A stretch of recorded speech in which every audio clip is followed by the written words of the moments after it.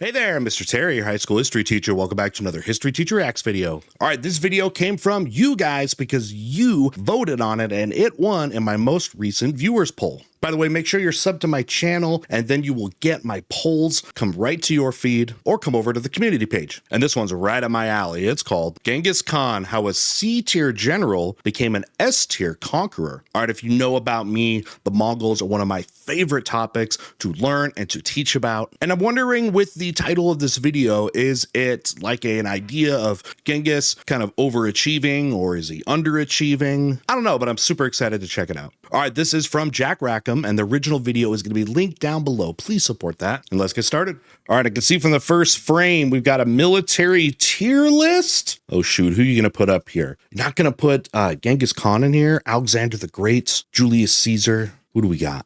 Let's talk top-tier military geniuses. Julius Caesar, the guy outsmarted his enemies while outnumbered deep in hostile territory. Fair. Alexander the Great. Fair. Dude's entire strategy was invade anything that's east never and lost never a battle. lose. And then he never lost. Right. Genghis Khan. His track record ain't quite so flawless. Did he unite the Mongols? Eventually, after getting sent back to square one a couple of times. Yeah. Did he conquer a kingdom or two? Sure. Yeah. But they were going down anyway. The Mongol Empire that stretched from China to Eastern Europe, a lot of that was his kids and grandkids. That's true. But there's the catch. Caesar conquered Gaul. 6 years later, he's bleeding out on the Senate floor. Alexander the Great YOLO'd his way across he died Persia. right away. The second he died, so did his empire. Yep. Genghis Khan? When he died, the Mongols were just getting started. The last descendant of Genghis Khan to rule... it was the height, definitely, with him as a continuous empire, but big thing that happened, it's a lot more similar to Alexander the Great than what happened is it got split up by other people. Difference being with Alexander the Great, it was split up between his generals, and for Genghis Khan, it was his many children and grandchildren. The Mongols were just getting started. The last descendant of Genghis Khan to rule part of the Mongol Empire, get this, died in 1930. Genghis Khan what of the Mongol Empire, get this, started. The last descendant of Genghis Khan to rule part of the Mongol Empire, get this, died in 1930. Well, there's the famous thing about how 1 in 200 people in the world are descendants of his. And if you are from somewhere in the old Mongol Empire, it's more like 1 out of 8. That DNA is floating around with a lot of leaders out in the world.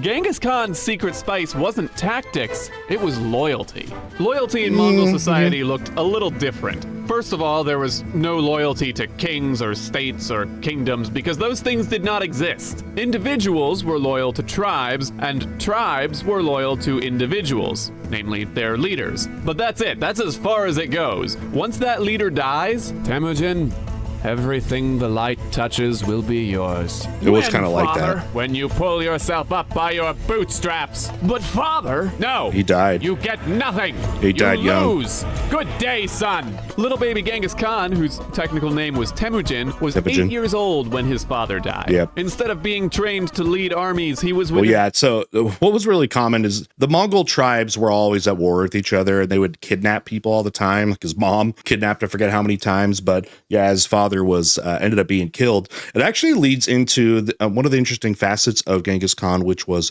respect for mothers. Since he was basically raised by his mother, he had a profound respect for her, and that is something that the Mongols tried to perpetuate in their culture, was that respect, especially for mothers. His mother trying to catch enough marmots not to starve to death. But the one thing Temujin was really good at was making friends. We're talking completely out of nowhere, too. Every time he got in a tough killed spot, family members, though. Some random stranger decides to lend a hand. Temujin gets captured by a hostile tribe. Boom, here's a new friend to help him Happens escape. all the time. Temujin finally gets his hands on some horses, but they get stolen. Blammo, a new friend helps get them back, and then the whole kidnapping thing was actually just a really common thing of the way they did politics back then. It was not uncommon. elopes with Temujin in a blood brother kind of way. All of these buddies of his go on to become legendary generals later, but right now his most important friends are Togrul and Jamuka. Togrul was the leader of another tribe and some dude Temujin gave a coat to one time, but that coat, best investment Temujin ever made. Coats. Because when Temujin got married, it's very cold there. Oh, look, my family. Mom, I thought we were your family. Sick You're years. my second family. Those guys are the family your father kidnapped me from. Good times. Yep, you just Don't kidnap worry, people Mom, all the time. I won't let them rescue you. But they weren't there for Temujin's mother. They were there for revenge. By the way, he said something earlier that was interesting. I'm want to see him back it up. That really downplayed the tactics. And I mean, in a lot of ways, the loyalty and how you get loyalty is a way of tactics, because he was well known, for getting people on his side, and some of it's through force, of course, and then there's just alliances. But he had also really rewarded people and grant a lot of leadership positions based off of skills. And if you're able to do that, you were able to get in his, inner circle and rise through the ranks, even from conquered enemies, something he was well known for. But with the tactical thing going on, Genghis Khan, like he was talking about with Julius Caesar, was routinely outnumbered. And the Mongols in general routinely outnumbered by many of the civilizations that they were conquering. And there was a great deal of tactical work that was required to win that. And there's so much you can talk about with that, with their styles and the way they would siege and the way they would gauge in battlefield. And we'll see what he's got about there, but just want to give you guys my thoughts as I'm hearing his early arguments.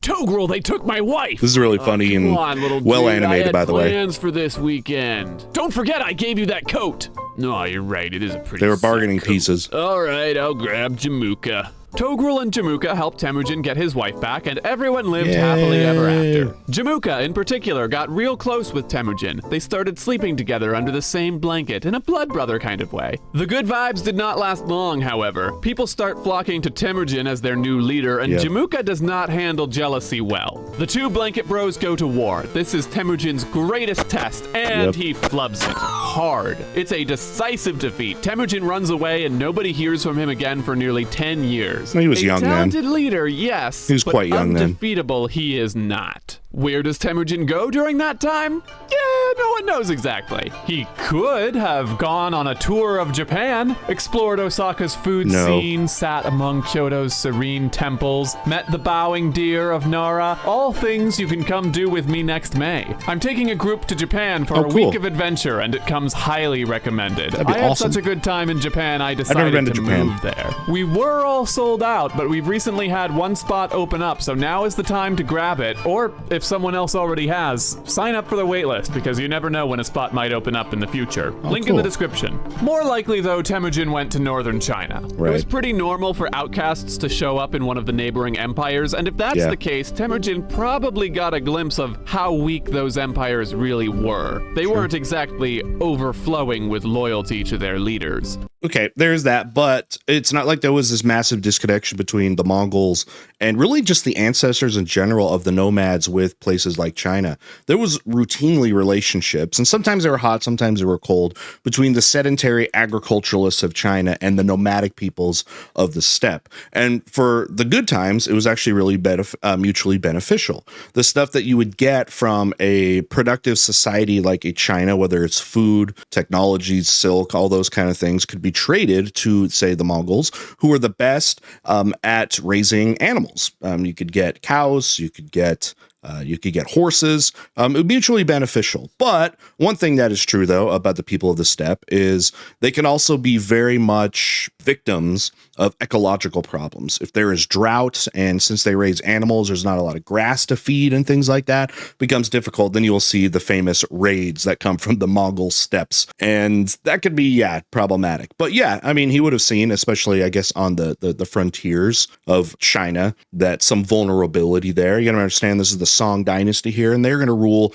especially further south. And they're a big, massive state. They are the largest, basically, in the world at this time when it comes to population size. They're just massive. And that's going to be a different story that Genghis himself is not going to be as successful with, because it does not conquer all of China. It's going to go to Kublai, but nevertheless did a lot of that groundwork, which was formidable in his time. Meanwhile, back in Mongolia, people were definitely not very loyal to Jamuka. As soon as Temujin was defeated, Jamuka boiled the POWs alive. It just went straight from Blanket Brothers to Saturday morning cartoon villain. They did weird stuff. People are ready for a change when suddenly, and without warning, Temujin bursts back onto the scene. And now he's rich, or like a commander of the neighboring empire or something. He's got alliances Jamuka now. cries, "No! It can't be! You're supposed to be dead! They fight, but a bunch of Jamuka's followers have switched sides, and Temujin sends him blasting off into the sunset. But like any good cartoon So villain, this is where you get Genghis the politician in that way. It's not just about being this brutal conqueror, but yeah, there's like, I don't want to call it statesmanship, but something similar to that. He had a way of getting people on his side. And again, there was loyalty. And the biggest thing with that was loyalty, is that he took care of people that were in fact loyal. But he also didn't just adhere to people that kissed his butt. You did have to earn it to get his respect. Jamuka would be back. He landed among a group of people called the Tatars and launched a second attack, but Temujin and Togrul teamed up to send him blasting off again. Tatars this time, got rocked. however, Jamuka lands in Togrul's territory, and Togrul has some interesting ideas about how to handle him. Man, you're not even worth killing. Oh, thank you. Thank you. How can I ever repay you? I've always wanted an evil advisor. My liege, look how Temujin promotes commoners to lead his armies. His power is a threat to our very way of life. And I heard that coat he gave you was re-gifted. Wow, you are... Well, did you hear, though, how he talked about with commoners? Well, you got to understand, a lot of these people live in feudal societies. They got these landlords that really restrict their social and economic mobility. So when someone like Genghis Khan comes around, or the Mongols in general come around, that could upset that power balance, you might see these guys as liberators. And if you hopefully are on the side where you can convince them not to attack them, because the Mongols love to be able to sort of offer deals, usually in the fair way of tribute before they attacked you, then that can be really beneficial to you. So yeah, they didn't have to be loyal to their leaders anymore because they never wanted to, probably in the first place, or didn't want to in the first place, or the Mongols killed those leaders and now they have a new person that they can be loyal to. Rated this. All right, Temujin. Prepare for trouble. Meow, that's right. Togrul is convinced that Temujin is too dangerous to live. I don't think I've reacted to this but form of Temujin Jack's uncovers his plans. Temujin brings the fight to Togrul, and he loses anyway. As his followers retreat and lick their wounds, Temujin swears an oath. If they will shoulder his hardship in this moment, he will share with them everything, the sweet and the bitter. Their hardships will be his, and his riches and glories will be theirs. And everyone is so moved, they stay by his side and give him another chance to fight. This time, with the power of friendship, Temujin catches Togrul in an ambush, and Togrul runs off, never to be seen again. Not Jamuka, though. He goes blasting off again and lands among some more tribes in the west. The odds of defeating Temujin in battle are at least 50-50, and Temujin's gotta be tired from all of this fighting, so Jamuka convinces those tribes to go to war with Temujin. Yeah, but this is gonna be something common for all of Mongol history, in fact, which is the infighting. I mean, the empire is so vast. And again, it's still tribal in nature because that's their way of life, that nomadic way of life. Genghis was very good at doing it, at getting those alliances and kind of ruling with that. And then, of course, eliminating his opponents eventually. And we'll see if he actually gets to that part, or see if he gets to that part of the story. Temujin's power of friendship is too powerful, and Jamuka goes blasting off again for what feels like the 100th time. Except there's hardly anywhere for him to blast off to. And it's for the same reason that instead of wearing Temujin out, all of these battles have only made him stronger.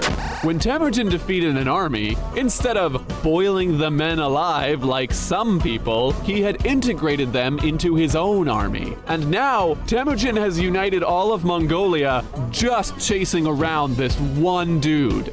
If they were, showed some kind of fealty, of course. Otherwise, we see it as enemy combatants, and there's legendary brutality out of that. But they would do that.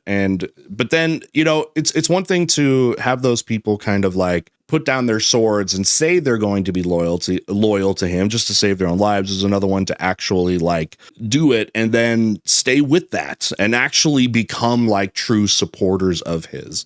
And many did. And you're going to have to hypothesize a little bit more about that. But again, definitely comes from the idea that he took care of those people and rewarded them. Great rewards, especially when you're going to win so many battles and raid so many places. A lot of spoils of war that can come with that. You know, it's not unlike, say, the Julius Caesar, who, again, had soldiers that were more loyal to him than any idea of Rome because he took good care of them. They had looted and destroyed so much in Gaul that, of course, he becomes one of the richest people that's ever lived, probably with him, with Julius Caesar. But those people were also very, very well taken care of too, and why they will march with him to Rome. You know what I mean? It's a similar thing that happens with this time period when, you know, generals and leaders are essentially one and the same. Nowhere else to run, Jamuka's friends finally get tired of playing Team Rocket and decide to turn him in.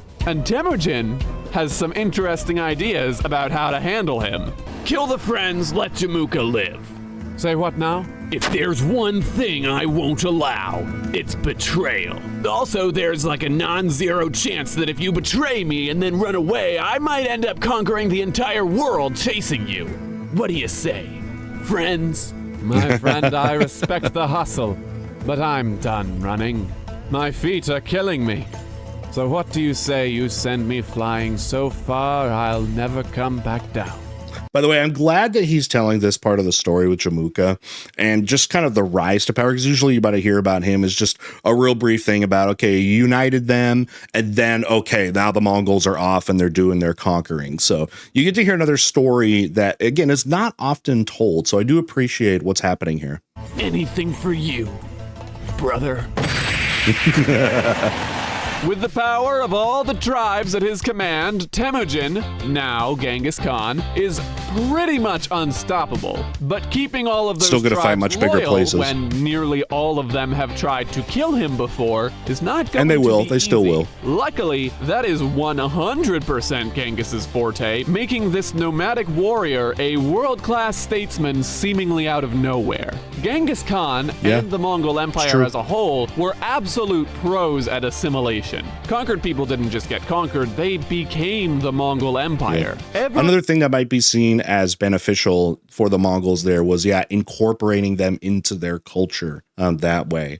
The Mongol culture, fairly adaptable, because there are a lot of things that you might see culturally that may be really hard to, say, adapt. Like, for example, the Mongols didn't require you to convert to their religion. It really wasn't that type of thing. Their religion was tied to sort of their homeland. It's not really something you could just convert to. So they made it very easy to basically be in their society because they let you keep most of your cultural aspects. Every man in the Mongol tribes between the ages of 15 and 70 was conscripted into the army, which, hot dog on a log, that is a massive army. Yeah. But then, after being conscripted, those soldiers were immediately shuffled around into units of 10 with complete strangers, all from different tribes. That made it almost impossible for any particular tribe to rise up against the Khan. Smart. And it helped all of his soldiers bond with their new comrades, like a big, bloody summer camp.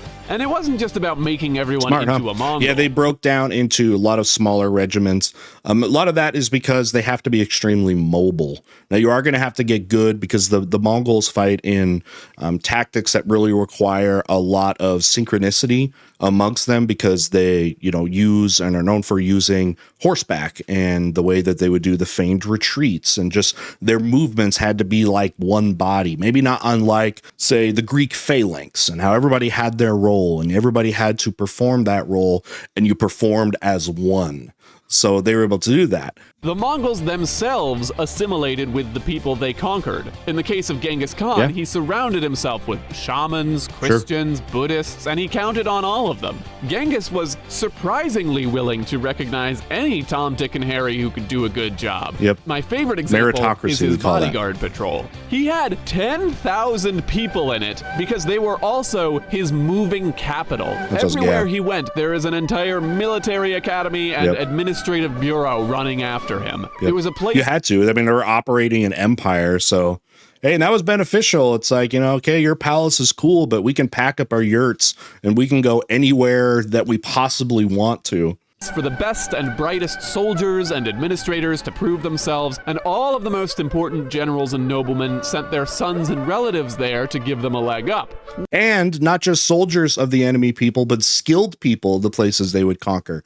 The engineers, for example. And there's the famous stories when they are going to be conquering China, how they would basically take Chinese engineers and pretty much force them to give up secrets about the Chinese engineering and their walled cities, but then pretty much make them have to build siege craft and things like that. Yeah, they tried to identify talent, not just of soldiers, but just talent in general. And they did a pretty good job of that. Like when they conquer Persia, for example, they really respected kind of how the Persian governments would do administration, their tax collecting, their carrying out of laws and those sort of things, and basically just adopted it. In fact, when they eventually conquered China, they actually brought from Persia like administrators and tax collectors and everybody that kind of work, a lot of people that work in government, and brought them over to China and used them because they thought they were very skilled. But again, it wasn't just about adapting to Mongol culture. Like you said, the Mongols would adapt into other cultures. So, for example, they went into Persia, which was Islamic. They had massive conversions of Mongols to Islam and intermarried and things like that, and pretty much just blended in seamlessly within a few generations into that entire culture there. Which then goes right back to inspiring loyalty, because don't betray the Khan or else your son is right there and Genghis will have a very easy time killing him. You did not want to betray him. This is still Genghis Khan we're talking about. Let's not forget. Anyway, now that there are no more Mongols to conquer, incredibly brutal and zoom out psychotic a bit to meet their neighbors. The Jin and the Shah are Chinese dynasties that splintered off from an earlier empire. Yeah. And it's the Song that are the big ones there. That was the China that we really think about it. The Han ethnic Chinese, the incredible big cities, and the Song dynasty and their technological achievements and urbanization that was far ahead of a lot of these other places. But yeah, there's a reason, by the way, they haven't heard of some of these groups. Like you may not have heard of these groups like the Qin or the Khwarezmian Empire and them, because they were annihilated. The Khwarezmians are a rebel dynasty that took over Persia and Central Asia. Those guys were the ones that rejected the Mongol. Well, first there was like Mongol caravans and envoys that came into that area, and they were attacked. And because of that, it angered the Mongols so bad they just wiped them out. None of these empires were in great shape. The first lucky winners to get invaded by the Mongol horde were the Shah, whom Genghis Khan had accused of harboring his enemies. As we've established, that was pretty normal and something Genghis himself may have taken advantage of for 10 years, but raiders gonna raid. This raid was very successful, but not quite a conquest. Credit where it's due, Genghis Khan was a master at tricking his enemies into chasing him, but when it came time to actually take their cities, he hit a wall. Literally. The Mongols didn't live in cities like this, so Genghis Khan had basic battering rams. They'll innovate, though. He switched targets and attacked the Jin. Lots of plunder, but again, no conquering. This is when, again, they start using like Chinese engineers to help them basically innovate ways to take their own cities. Reason, another wall. Highly underrated piece of technology, the wall. What Genghis does get out of this raid, however, are some Jin Dynasty engineers who teach him how to make siege weapons. And the next time he invades, it's over. The Jin Dynasty is in pieces before Genghis even makes it to the capital. There's rebellions, some commander abandons his post to go murder the emperor. It's every man for himself. By the way, if you're wondering about gunpowder is still a very fringe concept. The Chinese were kind of starting to experiment with it as a weapon. You'll start to see it when they are going to fight the Mongols, but you're talking very rudimentary things. You would get these metal pipes and stuff, a ball in there with gunpowder and light it and it would shoot. Horribly inaccurate, but still devastating because it was loud. It was smoky. It could frighten enemies. It could really frighten horses. It's really after the Mongol conquests that kind of the techniques with gunpowder are going to spread throughout the Silk Road and then really start to be innovated into the things like cannons and stuff that you're going to see here about a century or two later, when you really start to see gunpowder have a big innovative effect. When you see with the gunpowder empires that were basically descendants eventually of the Mongols, like the Mughal Empire, the Ottoman Empire, the Safavid Empire, that really got their, superiority and their power from being early innovators of gunpowder warfare, especially with cannons to attack these city walls, like he was saying, used to be just like the impenetrable thing that in the history of warfare, you just couldn't really do anything about. It's actually why, because walled cities were so effective that really until gunpowder, the thing that you did in siege warfare to defeat a walled city was basically just encircle them and starve them out. Cut off all their access to getting products and their farms outside of the walled cities and the trade coming in, and basically force them to surrender. That used to be like what siege warfare often was. Over in Persia, the Khwarezmians see this happen, and they decide now is a perfect time to antagonize Genghis Khan. This was so I guess they stupid. figured the Mongols couldn't handle a war on two fronts, but what was the plan? They captured a merchant caravan from Mongolia and then killed the diplomat sent to sort things out. And for what? To be a nuisance to their neighbors? Do they not care about their lives? It's because this was still early time. That idea, the Mongols and their just historically unprecedented cruelty had not quite been the common news yet around these fringes of different groups far away from the Mongol lands. But it's just going to take a few instances that you're going to see here, and the Khwarezmians are going to be a part of that, where you start to get that legacy, and then that legacy will precede them to the point where the Mongols could show up to cities, and those people have already heard about the past cruelty of the Mongols, and they just start waving the white flag saying, "We give up right now." When Genghis Khan invades the Khwarezmian Empire, that is the war that earns him his reputation as an inhumane madman who wipes entire cities off the map. Just like with the Jin, the goal wasn't just to win battles, not kill the messenger. It was to shatter loyalty. And nothing makes a city reconsider its loyalties like the threat of complete annihilation. But you know what's more fun than blood and gore? By the way, same thing's going to happen a little bit further west in another even greater empire, the Abbasid Caliphate. And what the Mongols do there in Baghdad. I don't know if he's going to talk about the siege of Baghdad because the video is wrapping up here.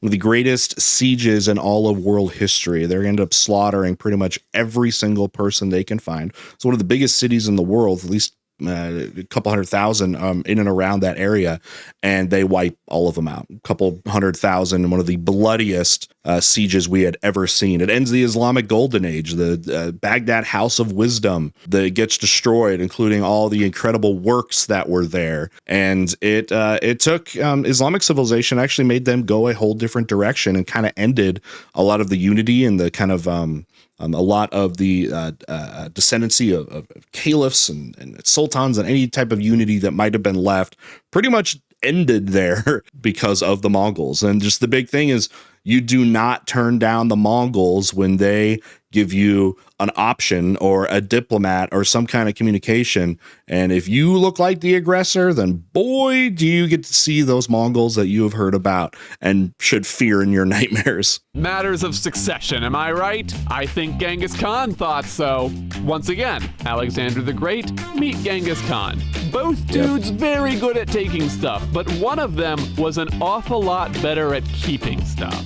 One advantage Genghis Khan had over Alexander was an adult son, but that wasn't the end of the story. Genghis could have chosen his oldest son to inherit everything and call it a day, but his firstborn son was in a feud with his second-born son, so choosing either of them would have meant tearing the empire apart in a civil war the instant Genghis Khan dies. Well, there's also a history of electing rulers, the Kurultai. They would elect Khans with that as well. So even if he did sort of declare an heir, there still would have been competition for sure. And the Mongols don't have time for that. They've got Europeans to terrorize. Looking at his other sons, the most obvious candidate seems to be his fourth son, Tolui, who was the greatest warrior in the family.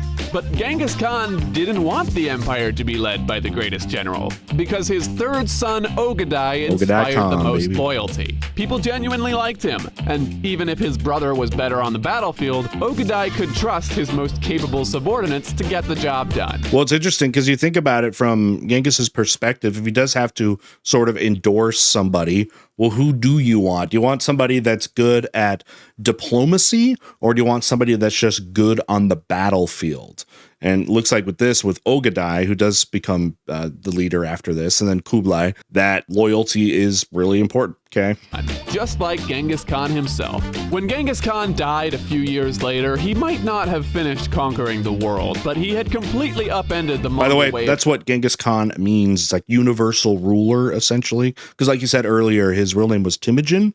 Khan is a king, and yeah, Genghis Khan basically means ruler of like the universe. That's what it was supposed to be. It was supposed to be one people under one sky. Doing things and laid the groundwork for much more to come. When his father died, Genghis had been left with nothing. But when Genghis Khan died, he left his son with an empire stretching from the Pacific Ocean to the Caspian Sea. Size of the United States. It was only going to get bigger. Yeah.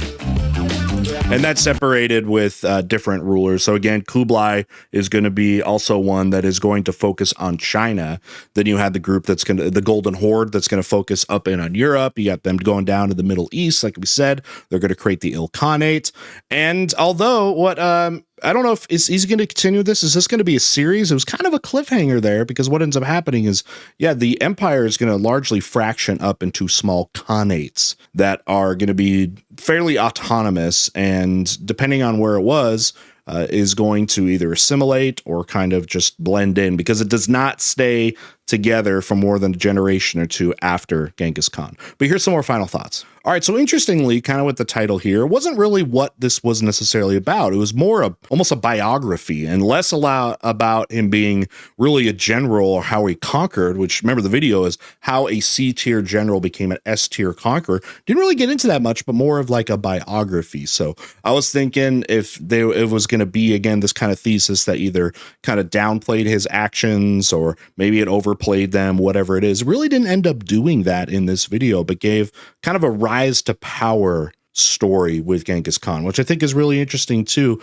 because it can explain a lot about how he's going to be as a ruler, how is he going to be as a general when you see his life experience going there. Anyway, I'm interested to see if he's going to continue this and see what happens with like the Khanates breaking up, because that's going to happen almost immediately. The Mongols are going to rule China for about 100 years, known as the Yuan dynasty, because they overthrow the Song dynasty and get rid of all of them. They basically blend into Persia and become the Ilkhanate.